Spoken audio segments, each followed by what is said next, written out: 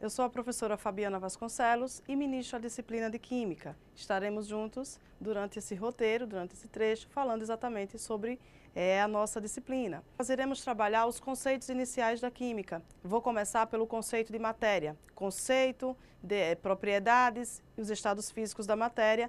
Pois bem, matéria, como você pode observar no nosso quadro, é tudo aquilo que tem massa e ocupa um lugar no espaço. Exemplo, mesa, cadeira, lápis, borracha, o ar atmosférico.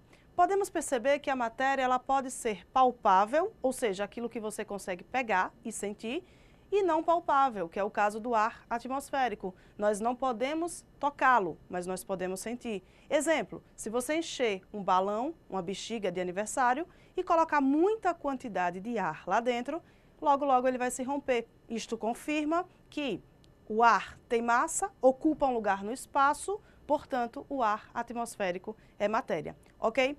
Nós trabalhamos os conceitos de matéria como sendo nossos conceitos primordiais, mas nós estudaremos também a classificação da matéria, os estados físicos da matéria, as propriedades da matéria. A priori, nós trabalharemos as propriedades da matéria e os seus estados físicos. Observe o nosso quadro. As propriedades da matéria são divididas em dois tipos, gerais e específicas. Como o próprio termo já sugere, propriedades gerais são aquelas que atingem todo e qualquer tipo de matéria.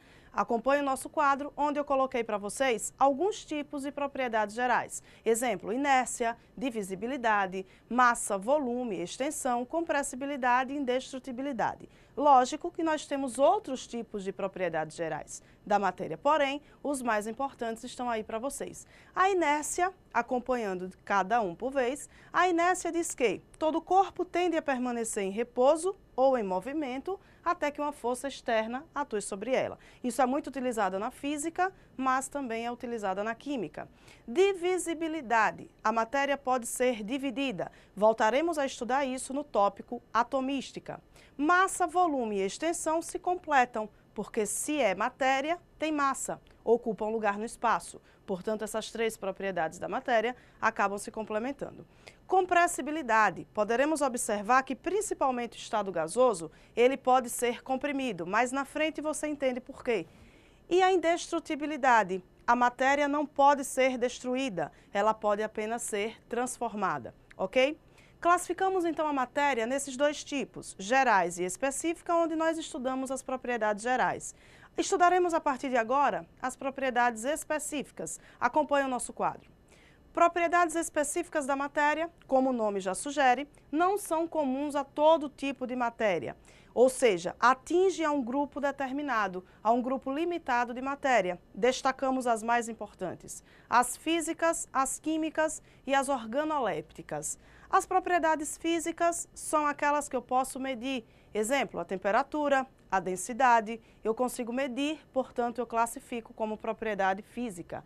As propriedades químicas estudam as alterações que a matéria passa. Exemplo, reação de saponificação, reação de combustão, que é conhecido popularmente como queima, e a reação de fermentação, que é aquela que ocorre na massa dos pães, dos bolos, etc. E as propriedades organolépticas são aquelas que estão relacionadas aos nossos sentidos. Sabor, cheiro, cor, mexeu com um dos nossos 5 sentidos, eu chamo de propriedade específica da matéria, denominada organoléptica, o nome já sugere, ok? Então, trabalhamos aí os dois tipos principais de propriedades da matéria.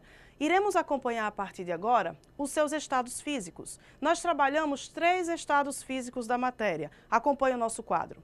Observamos o estado sólido, líquido e gasoso, cada um com características próprias. Veja bem, o estado sólido tem forma fixa e volume também fixo, ou seja, um pedacinho de madeira, se eu estiver trabalhando aqui ou em qualquer outro lugar do planeta, ele tem aquela mesma forma, ele tem aquela mesma dimensão, o que nós trabalhamos aqui como sendo volume.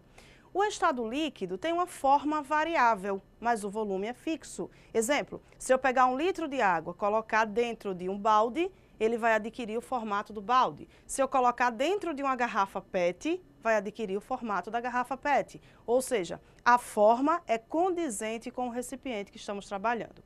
E o estado gasoso? onde tem forma e volume variável. O estado gasoso ocupa todo o espaço do recipiente. Se eu colocar no recipiente de 1 litro, o volume é de 1 litro. Se eu colocar no recipiente de 1000 litros, o volume também será de 1000 litros, porque a forma e o volume são de acordo com o recipiente que nós estamos trabalhando. Então não esqueça, estado sólido, tudo fixo, forma e volume. Líquido, somente o volume é fixo, a forma varia. E o estado gasoso, tudo é variável, tanto a forma quanto o volume, ok? Observamos no nosso dia a dia que as substâncias, elas mudam de estado físico, ou seja, elas mudam de fase ou estado de agregação. Para você que vai fazer prova de concurso, de vestibular, se ligue nesse detalhe. Fases de agregação da matéria é o que nós chamamos também, no popular, de estado físico. Observe o nosso quadro e veja o diagrama de mudança de fases. Nós temos aí do estado sólido para o líquido, do líquido para o gasoso. É o que nós chamamos de processo endotérmico, ou seja, é o processo que ganha calor. E a volta gasoso, líquido e sólido, nós chamamos de processo exotérmico, é o processo que libera o calor. Veja aqui, do estado sólido para o estado líquido, nós chamamos de fusão, é o caso do gelo derretendo quando você retira-o do congelador. Do líquido para o gasoso, nós chamamos de vaporização. Cuidado, a vaporização ela vai acontecer de 3 maneiras. A evaporação, que é aquela que acontece mediante o aquecimento somente do sol. A ebulição, que é o aquecimento artificial que a gente faz em casa no processo de fervura da água. E o processo de calefação, que é a passagem muito rápida do estado líquido para o estado gasoso. Portanto, cuidado, os 3 são vaporizações, só que vaporizações que modificam o tempo e a temperatura. Do estado sólido para o estado gasoso, nós também temos um exemplo muito comum em casa. As bolinhas de naftalina no nosso guarda-roupa, sumindo a cada dia que passa. Na verdade, ela não está sumindo, ela está mudando de estado de agregação. Ela está passando do estado sólido diretamente para o estado gasoso.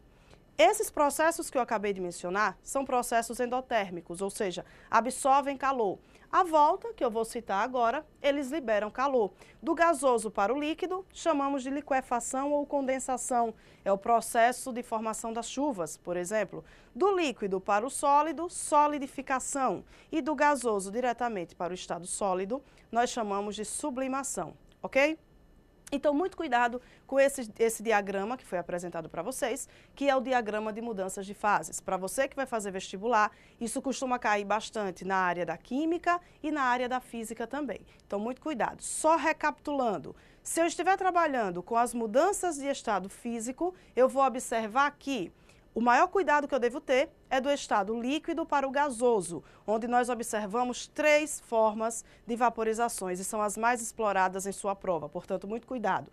Evaporação, ebulição e calefação. A evaporação é a menos quente e a mais demorada.